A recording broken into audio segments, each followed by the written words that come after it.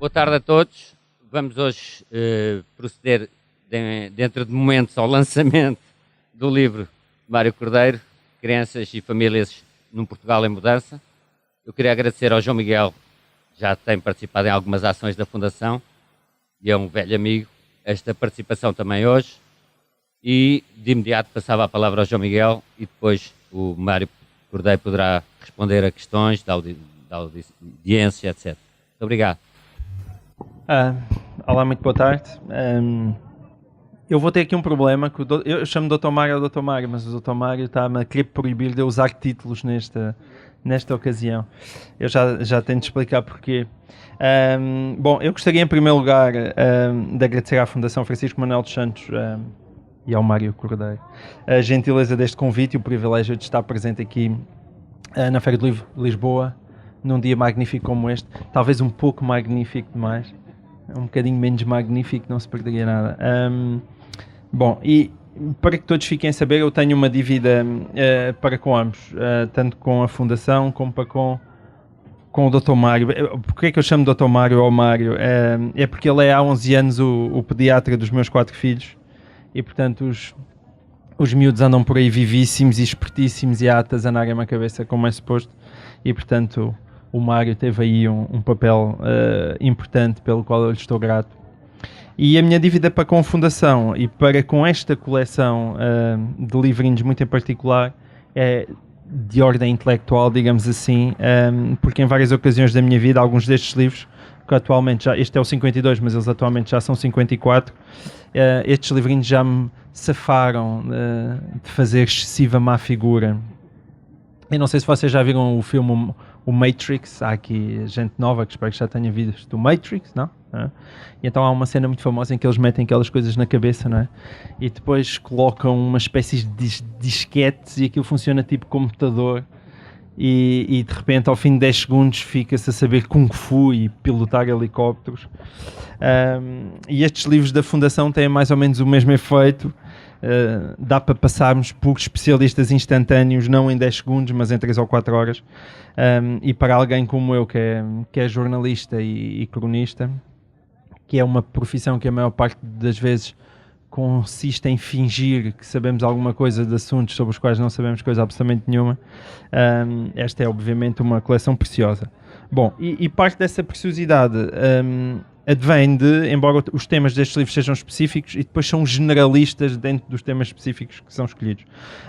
Ou seja, no caso de Crianças e Famílias num Portugal em Mudança, fala-se um pouco de tudo. Fala-se do novo paradigma da família, com o aumento dos divórcios e com as famílias monoparentais.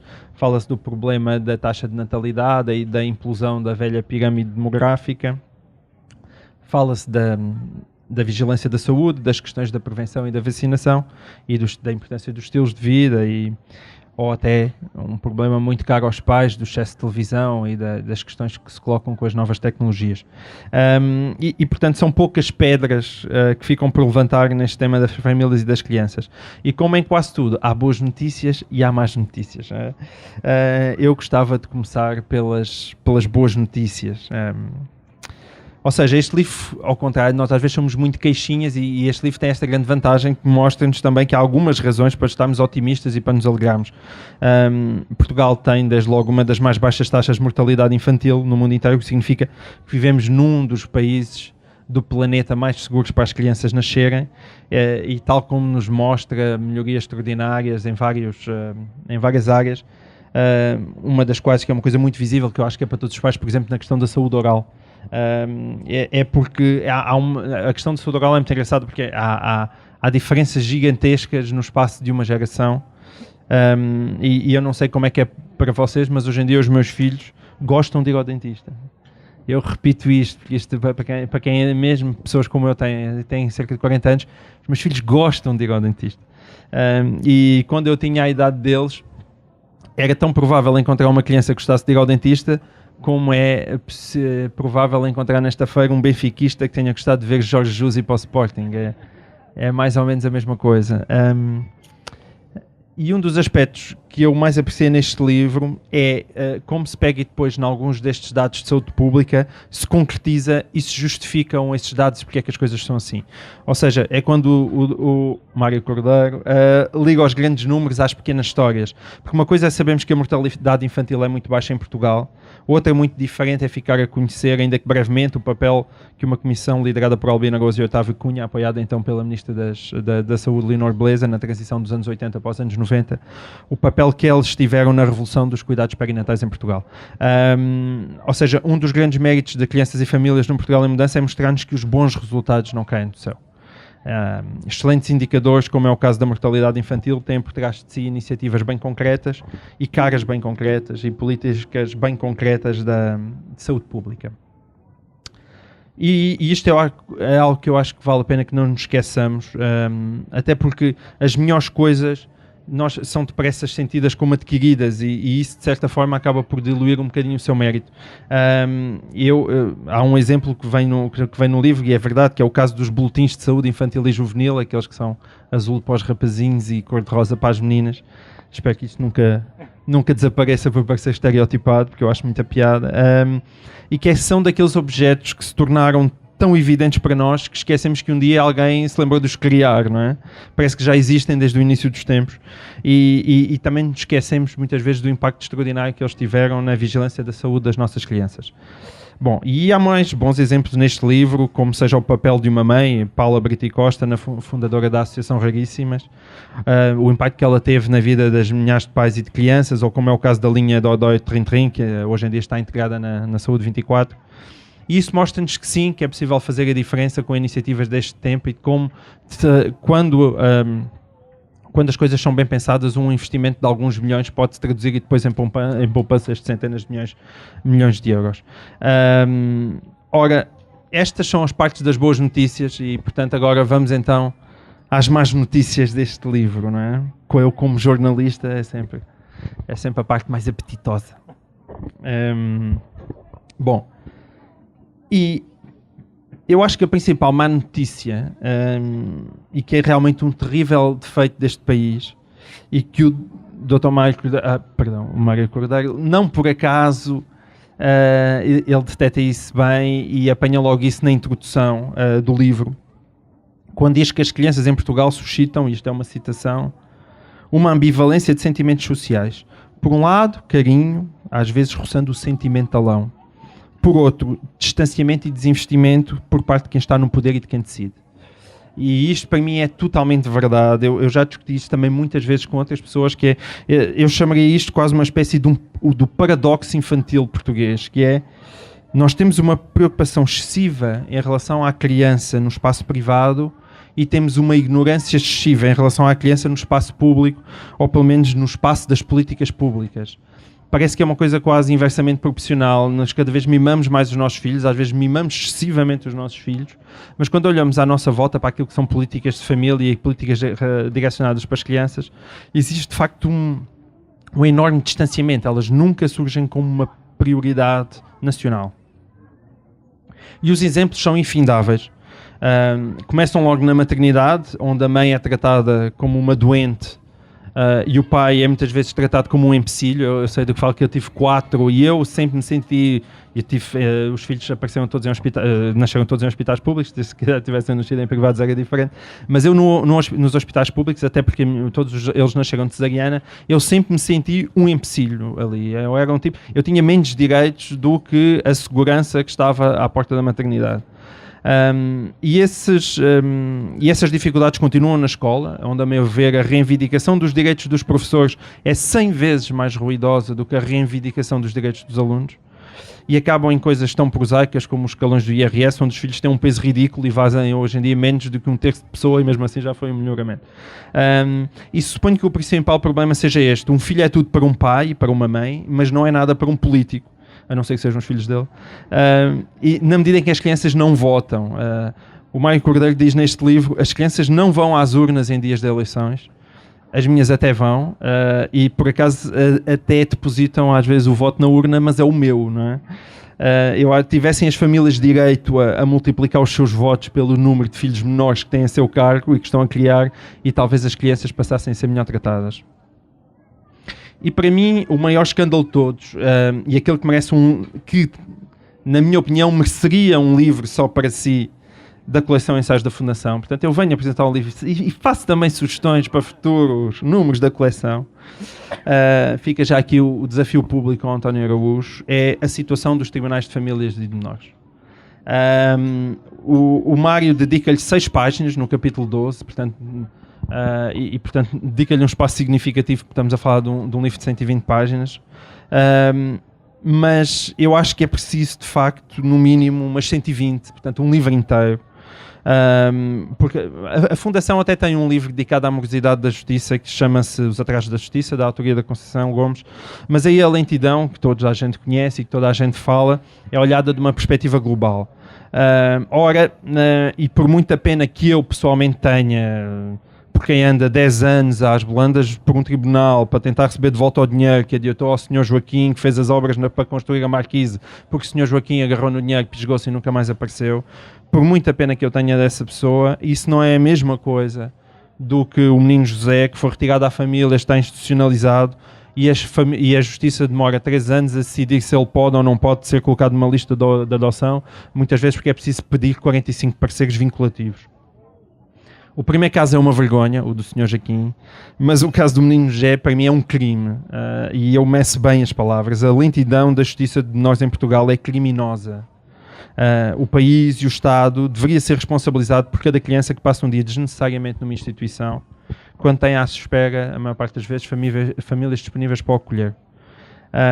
É evidente que este género de processos são muito sensíveis e que se deve tentar diminuir ao mínimo a margem de erro, mas atrasar, seja porque há um parecer que falta, uma notificação que está pendurada a um juiz que está sobrecarregado, atrasar é errar sempre.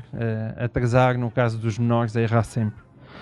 E a justiça, por muito que acha que consegue, não consegue, evidentemente, suspender o crescimento de uma criança.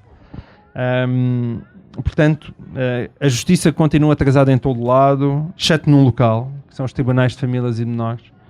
E os meios que faltam em todo lado, exceto num lugar, que é a justiça de família e de menores.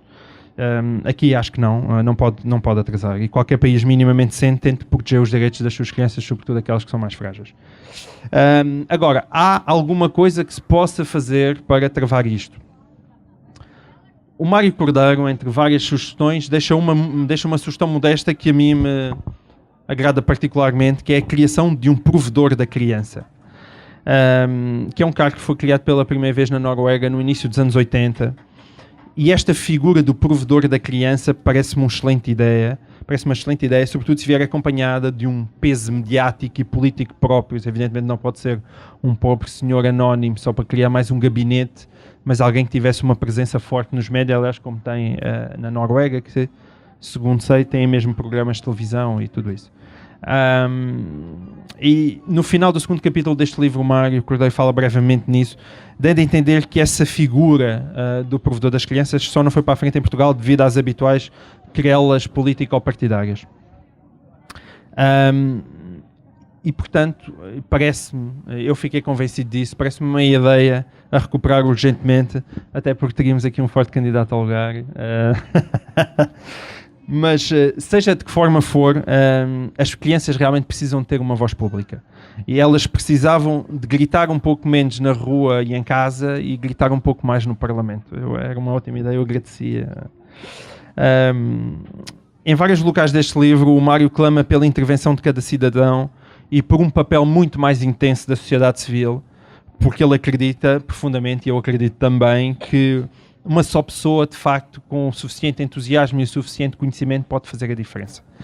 E eu posso testemunhar, no caso do Mário, que isto não é só paleio. Nós temos alguns dos nossos filhos na mesma escola, e o Mário, além de dar aulas, de fazer consultas, de escrever 4 livros por ano, eu não estou a exagerar, talvez esteja a pecar por modéstia, e de acompanhar o crescimento de um vasto rol de filhos, alguns dos quais aqui presentes, ainda consegue arranjar tempo para desempenhar um papel ativo numa das associações de pais mais eficazes de Lisboa. E, portanto, este é um homem que devia ter vergonha de envergonhar tantos pais, incapazes de acompanhar o seu ritmo absolutamente frenético. O António concorda comigo. Embora o António também se possa dizer a mesma coisa dele. Portanto, sobre ritmos frenéticos há aqui uma compita. Isto é não sei, é um Real Madrid-Barcelona. Mas a verdade é que isto é um momento, é uma confissão. Nós vamos à consulta com as nossas mulheres, chegamos a casa e mal damos por nós, está-nos a ser exigida a prática de 15 atividades parentais em simultâneo. E quando protestamos, as nossas esposas respondem-nos: o Dr. Mário consegue. E nesses casos só nos resta responder: o Dr. Mário não conta. E não conta para isso, pelo menos lá em minha casa, mas conta para muita outra coisa. E muito em especial para este infatigável papel de grilo falante no que às famílias e às crianças diz respeito. E chamar de grilo falante é um elogio, hein? Atenção. E esta espécie de grilo falante da consciência nacional naquilo que às crianças e às famílias de facto diz respeito. E este Crianças e Famílias num Portugal em Mudança é mais um dos seus gritos, com a vantagem de ser curto e de ser estridente, além, claro, de apoiado em números e em dados e sempre muito bem fundamentado. Felizmente eu e o Mário partilhamos uma extrema alergia pela confusão entre opiniões científicas e convicções políticas, um péssimo mal da nossa sociedade. E porque a mistura de facto de uma coisa e de outra é sempre para mim um enorme retrocesso civilizacional. Eu tenho o privilégio de ter o Mário como pediatra dos meus filhos. A Fundação Francisco Manuel dos Santos tem o privilégio de ter agora como autor, e Portugal tem o privilégio de ter há muitos anos como grilo falante da nação, e que é um papel absolutamente fundamental, especialmente numa terra de Pinóquios. E portanto só nos resta agradecer-lhe por isso. Muito obrigado a ele, e em particular também a todos vós por me terem escutado pacientemente.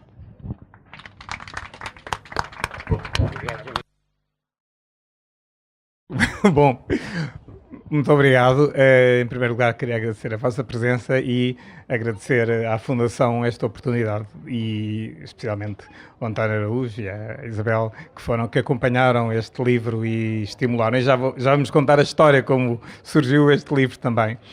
E queria agradecer ao João Miguel, e também já irei mais pormenorizadamente ao que disse, não só pela disponibilidade de vir aqui, já é a segunda vez que vem apresentar um livro meu, mas pelas palavras que disse e como bem analisou, para quem escreveu o livro, viu retratado tão resumidamente, conseguiu-se ver o livro, ou pelo menos os objetivos do livro, tão bem explanados. Obrigado. Este livro realmente surgiu, assim como o João Miguel fez há pouco um desafio ao António, surgiu porque exatamente há um ano, na Feira do Livro, na apresentação dos livros da Maria Filomena Mónica sobre a escola, no final o António disse: e por que não escrever um livro aqui para os nossos ensaios? E eu, porque apesar de ter com a idade aprendido a dizer não, há nãos que não se dizem como este, e disse logo que sim, não apenas por default, isso já vou passando, já vou conseguindo articular a palavra não com mais à vontade, mas porque o sim aí foi convicto. Não foi apenas uma ausência de não, foi um sim convicto, porque me agradou especialmente a ideia. Fiquei a terminar a autora assim com uma vaga esperança. Isto era apenas uma cortesia. Mas o António, que é insistente, que realmente manda e-mails às 2 da manhã, o que prova que está trabalhando, e outra vez às 6 da manhã, não sei quando dorme, mas o que é certo é que, de facto, me desafiou. E até me disse assim: é para daqui a pouco, é para daqui a uns tempos. E uns tempos foi assim, um tempo. Bom, ainda bem, porque eu gosto de trabalhar sob pressão, e foi muito, muito bom e o acompanhar. E sobretudo na feitura do livro eu senti que realmente esta editora, se é que lhe podemos chamar assim, não sei se esse é o nome, mas de facto isto é uma editora, porque estimula, acompanha, acarinha, no meu caso particular, posso dizer isso, os autores, e depois com uma preocupação de rigor, de revisão, de sugestões, que de facto acho que já publiquei em várias editoras e só numa ou outra é que vi uma tal exigência. E eu acho que é uma noção de responsabilidade muito grande que só dignifica a Fundação e como o João Miguel disse, esta coleção de ensaios são realmente, ainda por cima, disponíveis, enfim, à sociedade, quer dizer, só não tem quem não quer, de facto. De maneira que foi um prazer escrever este livro.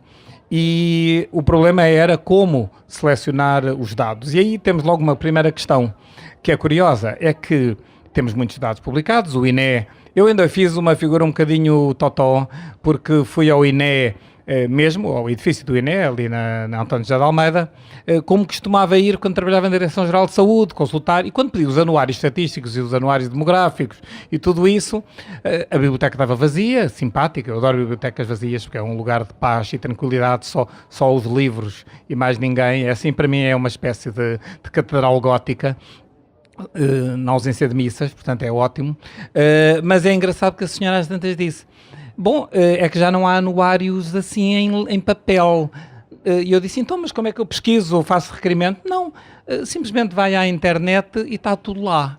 E estava tudo lá e mostrou-me algumas ferramentas de pesquisa onde podia encontrar ainda mais coisas para lá daquelas que estavam lá. A mesma coisa com a Pordata, que eu acho que tem que ser mencionada porque é realmente uma forma de, eu uso a palavra com toda a propriedade, democratização da sociedade. Acho que dados, informação é poder. Digam o que disserem, ter poder, ter informação sobre alguém ou sobre algo ou sobre fenómenos é poder, puro e simples. E partilhar essa informação é partilhar poder. E isto remete-nos a uma coisa curiosa que tem a ver exatamente com estes dados e com a dificuldade de obter alguns, nomeadamente ao nível da saúde, creio que o mesmo se passará ao nível da educação, da justiça e outros. É que para lá daqueles que são publicados pelo INE, pela Pordata, por várias entidades, algumas particulares, outras instituições públicas, há uma série de dados que existem apenas para alguns eleitos. Eu, quando estive no Observatório Nacional de Saúde, que foi talvez um dos cargos que mais gostei de desempenhar, dirigir o Observatório, não posso deixar de citar a doutora Maria de Belém Rosário, na altura Ministra da Saúde, que pensou, e muito bem, que era preciso haver um tripé. O poder político, mandatado, obviamente, pela legitimidade do voto e da democracia, que desenha os programas políticos e os implementa e legisla. Mas depois, um outro tripé técnico, que faz assessoria ao poder político, mas que é técnico. Aliás, em Inglaterra, o Royal Surgeon, se for preciso, vai contra o ministro e não é por isso demitido no dia a seguir, nem convidado a sair. Tem as suas opções técnicas e fundamenta-se, claro, não é opinativo. E, finalmente, um outro órgão que coletava informação, que era o Observatório Nacional de Saúde, independentemente dos outros dois, mas numa estreita assessoria. Claro, quem decide é o Governo, quem opina tecnicamente de uma forma independente é o poder técnico, seria a Direção-Geral de Saúde e outros organismos, e o Observatório era quem tinha as bases de dados. Uma das propostas que foi feita na altura foi que essas bases de dados, obviamente sem dados pessoais, mas, por exemplo, internamentos, isto, aquilo, estivessem à disposição de todos, nomeadamente académicos, nomeadamente jornalistas. Se o João Miguel quiser fazer um artigo sobre apendicites, quantas apendicites há em Portugal? Não pode saber, porque os dados dos grupos de diagnóstico homogéneos, chamados GDHs, só existem em 3 ou 4 sítios e só mediante requerimentos que demorarão mais do que a Justiça do Tribunal de Menores. Portanto, se quiser saber das apendicites hoje, talvez quando publicar as suas memórias do Governo de Sombra, quando o Governo já não for de Sombra, talvez consiga saber quantas apendicites. Isto é inimaginável. Mas isto tinha e tem, e eu gosto de falar das coisas de uma forma transparente, isto não é por acaso que este programa não vingou e este modelo, que foi muito bem imaginado, não vingou. É porque depois, com a mudança de ministério, o ministro seguinte achou que era incómodo, por exemplo, dizer que havia um X número de tuberculoses multiresistentes em Portugal e o Observatório dizer é que só na região de Lisboa há o dobro.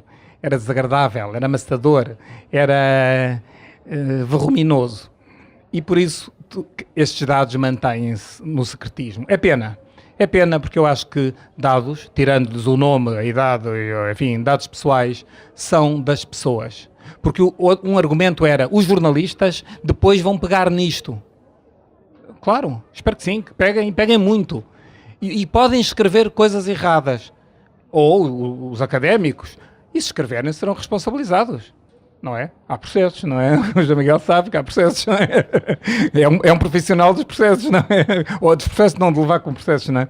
E eu creio que este é um dos grandes problemas em obter dados sobre a situação, seja de saúde, seja noutros horizontes, seja na educação. Uma segunda questão é esta que o João Miguel falou. Eu acho que, usando um termo dele que eu acho que define tudo, nós somos muito cuchi-cuchi com as crianças. Eu acho que o termo que é dele e o seu dono é realmente muito bem usado. As criancinhas são muito queridas, o melhor do mundo são as crianças, vai-se buscar o poeta, coitado, que teve o seu contexto quando escreveu isso, mas de facto entra-se um pouco neste discurso. Também, de facto, as crianças, enfim, já não se vê descalças com estrófilos e chagas nas aldeias, etc, etc. E por isso as crianças passaram a um segundo plano. E é perigoso isso. É muito perigoso, porque se não há, eventualmente, que ainda há, mas, enfim, mais dissimulado e pequeno, o problema da fome, por exemplo, haverá outros problemas, porque todas as gerações têm problemas, e o João Miguel já citou alguns, como as tecnologias, como isto, como aquilo, como a escola, que isso também dava, não era um ensaio, isso dava vários ensaios, e às vezes até quase apetece um ensaio daqueles de uma coisa mais feia, porque realmente a escola, tirando exceções, que eu acho que são exceções, continua a tratar as crianças de uma forma que não se entende muito bem. Eu acho que ainda não se entendeu muito bem o que são crianças e, pior, o que é o sistema de ensino-aprendizagem e o que é que as crianças pretendem como futuros adultos, ou que deviam, não é o que elas pretendem, é o que deveriam saber, aprender, o que devia ser estimulado. Eu sou totalmente contra esta examinita aguda, os quadros de honra, os quadros de excelência, o basear-se em coisas importantíssimas como o português e a matemática, esquecendo o resto das competências, os talentos, e que se nós três temos a sorte de ter os nossos filhos num agrupamento de primeira linha, a nata da nata, infelizmente isto não acontece em muitos lados e curiosamente também em muitas escolas privadas onde as crianças são como cavalos de corrida, já preparadinhos para a retoma económica, o que faz um bocado de impressão. Não são de facto seres com esta especificidade. E por isso estou absolutamente de acordo.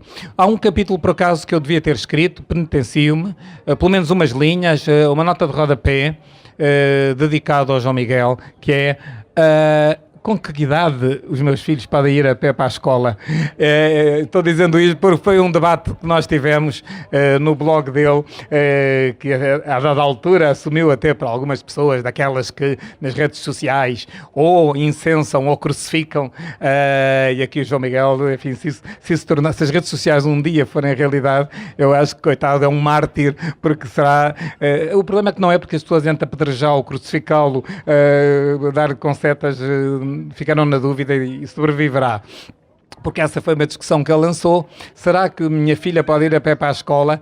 Bom, desde defensores arduamente do assunto até pessoas que quase que o levaram para a cadeia, houve de tudo. Portanto, devia-lhe ter, de facto, escrito essa nota. Mas são questões que se põem no dia-a-dia.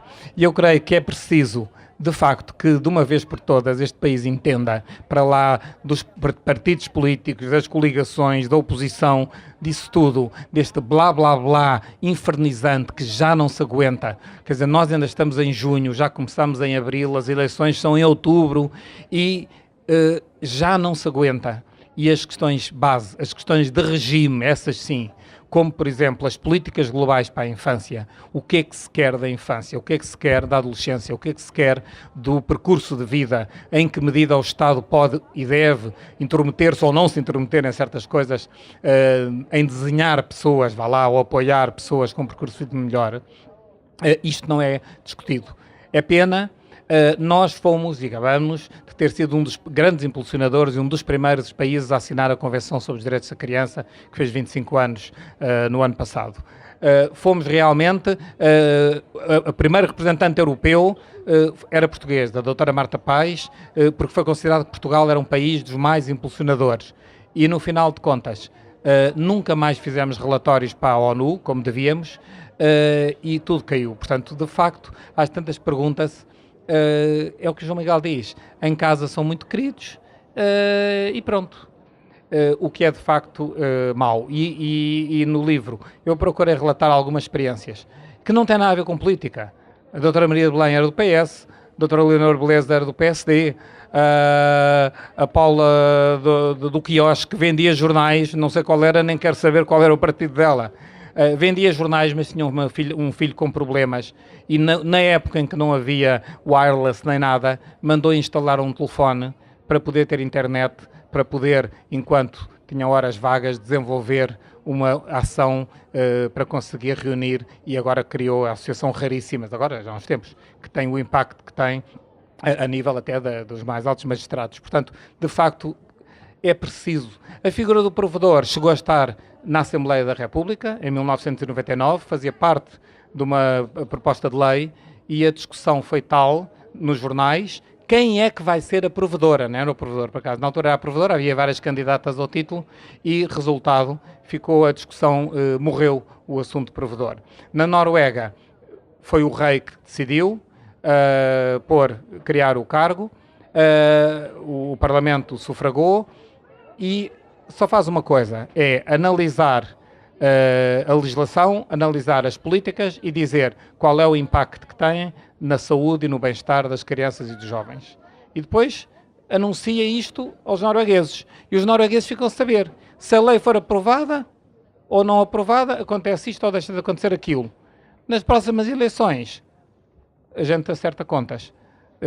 Estamos ainda um bocado longe disso, creio, mas eu espero que nos consigamos aproximar cada vez mais desta situação em que a verdadeira democracia, ou seja, exercida pelas pessoas da forma de cidadania, sem pôr em causa as entidades legitimamente eleitas e que têm o poder constitucional, se consiga fazer essa ligação e conseguir, de facto, que as crianças portuguesas, que estão bem, com certeza, mas que não estão tão bem como isso, que no meio das crianças que estão bem, algumas não estão mesmo nada bem, e sofrem, como sofrem as crianças que estão nas instituições, mas que de facto não têm voz. Não há uma associação sindical das crianças que estão em instituições. E mais, são bem tratadas a maioria. Há realmente pessoas que entregam o cotidiano em prol, por exemplo, destas crianças, mas que também não há uma associação dos cuidadores que estão nas instituições. E realmente um grupo de professores fará, porventura, muito mais barulho do que um grupo de auxiliares que vão sendo cortados nas escolas e que desempenham um papel, porque eles sim é que têm que dirimir todos os conflitos que existem quando 400 crianças da EB1 estão todas juntas num recreio, enfim, até discutindo a questão do Benfica ou do Sporting. Por isso, queria dizer-vos que foi um prazer enorme escrever este livro. Foi um gosto, também foi um gosto pessoal, porque tendo saído da Direção-Geral de Saúde há uns anos, por razões que agora não vêm ao caso, revisitar a epidemiologia foi estupendo e é realmente preciso muito cuidado com a leitura dos dados. As percentagens podem nos dizer muita coisa conforme a gente as usa para cá ou para lá, por isso, cuidado, mas no entanto, eu acho que é um dever de quem tem os dados divulgá-los e é um direito de qualquer cidadão, nomeadamente de quem consegue ter a palavra para ou de vários cidadãos, como é o caso dos políticos, como é o caso dos jornalistas, que têm esse megafone, vá lá, essa função de megafone, terem o direito de ter acesso. O que escrevem sobre isso, depois pode ser discutido, mas também uma sociedade em que não se discutem as coisas, eu acho que será uma perfeita tristeza. E creio que a Fundação tem feito tudo o que pode para que os assuntos, alguns deles mais enfim, problemáticos ou polémicos, venham ao de cima, e é assim, através desta dúvida, de questionar constante, que nós, creio, podemos melhorar, e por isso acho que, e temos aqui dois exemplos, que em duas vertentes gostam da provocação, mas da provocação que não é barata, gratuita e grotesca, é da provocação intelectual, estimulante e que fará crescer o país, os pais, os educadores e as crianças também. Muito obrigado por esta oportunidade.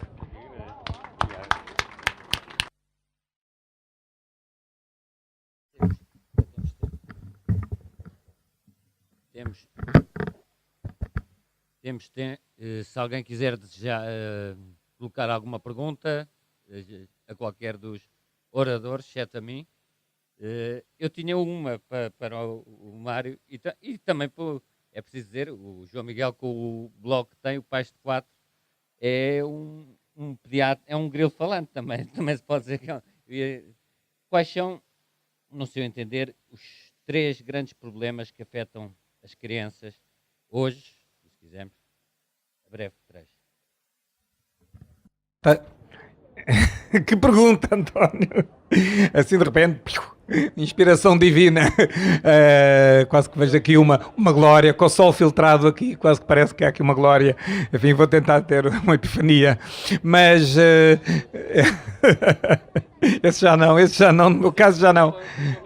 Também para o João Miguel, portanto não se livra disso. Apesar, eu sei que tem o coração encarnado, como bem revela, não é? Tenho o coração encarnado. Não, eu creio que há uma questão, assim, enfim, não sei se serão as 3, assim, algumas me ocorrem. Uma é os ritmos, a desadequação dos ritmos do cotidiano, portanto, levanta, anda, mestre, vamos chegar atrasados, vai no carro, vá, sai da escola, vá, tens exame, teste, vá, pim, tocou, vá, meninos, vai comprar qualquer coisa ao bar, mais não sei quantas atividades, mais vai para o refeitório, o barulho do refeitório, fizemos medições lá no Flipa, ultrapassa tudo aquilo que, por exemplo, as pessoas que trabalham no aeroporto têm de usar aquelas auriculares, porque o barulho no refeitório ultrapassa isso, foi medido, são 120 decibéis e durante meia hora causa lesões, todos os dias pode causar lesões auriculares, auditivas, portanto isto é para dar um exemplo. Esses ritmos frenéticos e vá lá, há ali um espaço, apesar de tudo, atividades complementares, pronto, jogar xadrez, robótica, outra coisa qualquer, ténis de mesa e tal, mas depois lá estão os pais, Zezinho, Manelinho, Pedrinho, agora é natação, e é taekwondo, e é isto, é aquilo, é aquilo outro, e mais isto, e mais aquilo, mais aquilo outro. Essa era a primeira questão, ritmos desfasados. A segunda questão é a ecranomania. Cada vez que eu digo qualquer coisa relativamente aos ecrãs, sou apelidado de cavernícola, a pedra, tu gostavas de voltar às cavernas. Não, eu sou um enorme adepto da tecnologia. A tecnologia é isto, nasceu disto. Isto é que a primeira tecnologia é isto. Depois do resto tudo é apenas evoluções disto que nós temos e que mais nenhum animal tem.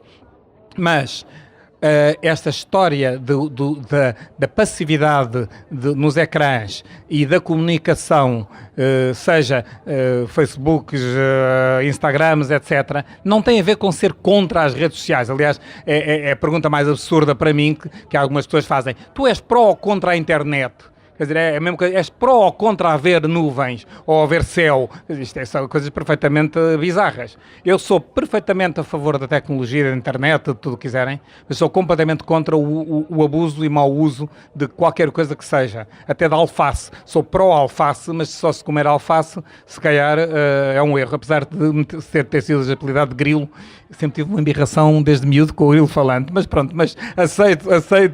Sempre o achei compostinho demais. Havia uma faceta, às vezes, de excesso de zelo no grilo. Mas, em todo caso, será o segundo problema.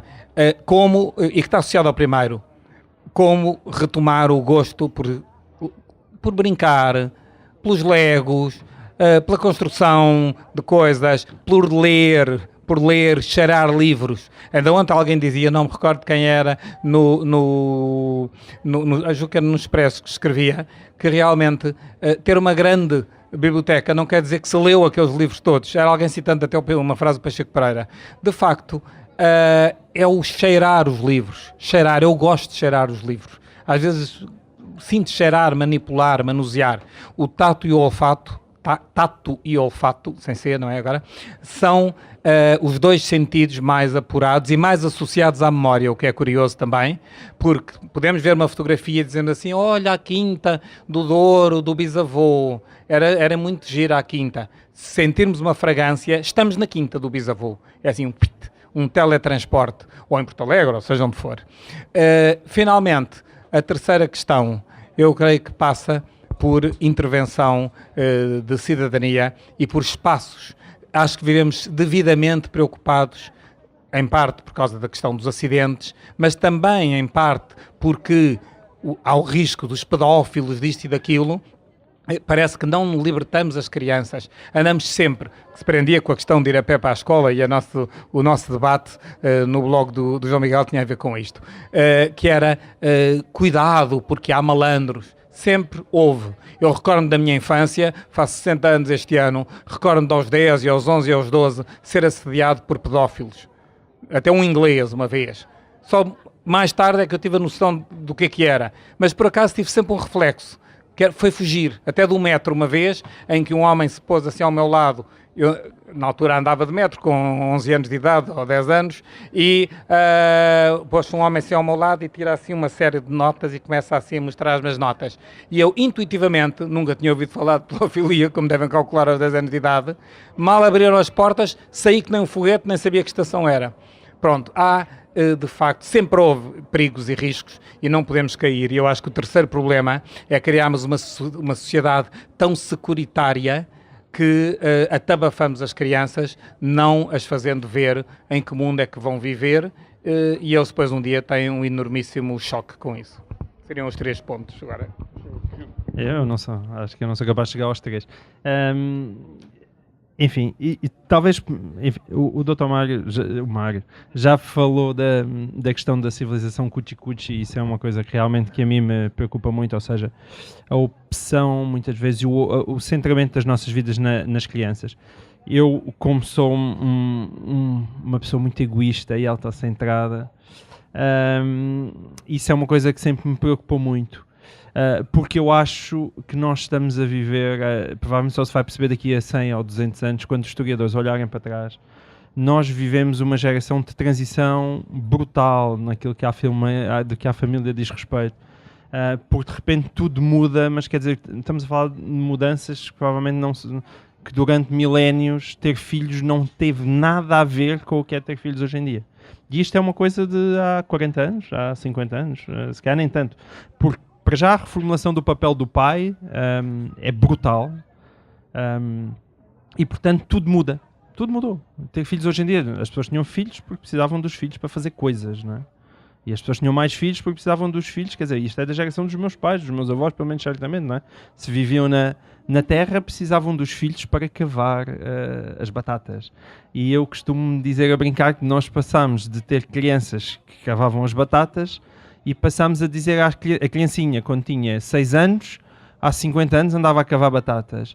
E hoje tem 6 anos e nós estamos-lhe a meter as batatinhas na boca. E a distância que vai de uma coisa à outra é brutal. E é possível que nós estejamos, de facto, a exagerar para o outro lado, não é? É uma espécie de backlash. Estávamos sempre habituados a fazer coisas de uma maneira, de repente tudo muda e agora exageramos para o outro lado e preocupamos demasiado com os miúdos. Essa é capaz de ser a minha preocupação mais intensa, que não tem só a ver com as crianças, mas com a dinâmica pais-crianças. Eu aprendi uma vez eu já dei este exemplo uma vez, até acho que ao lado do Mário, mas eu aprendi numa consulta dele. Eu fui um pai muito angustiado com os meus filhos bebés. Eu nunca gostei de bebés.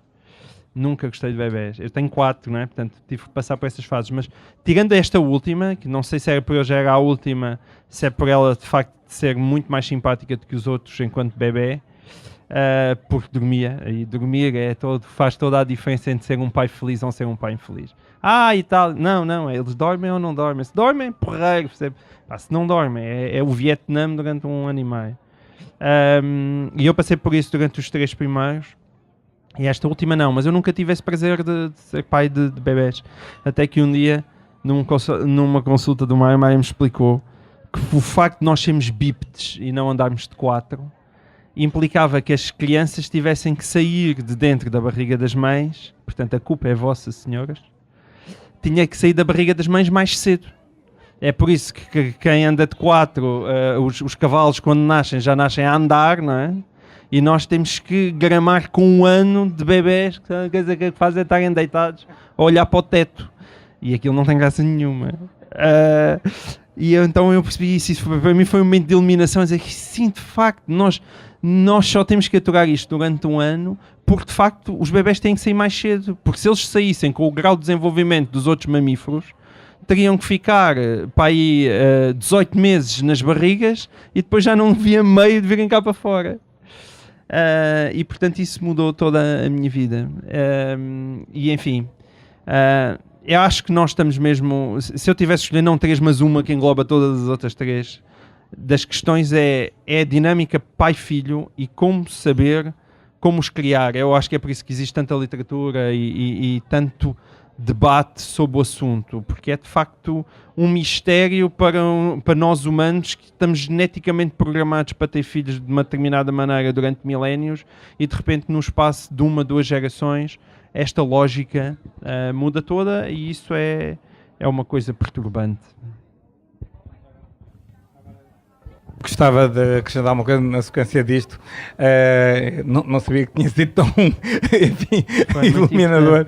Mas eu insisto muito com os pais, aliás, para se libertarem, para saírem, para irem passar fins de semana, que as crianças ficam bem com os avós, choram na despedida, mas porque realmente a autonomia é isso. A autonomia não é claustrofobia, há uma diferença de noção.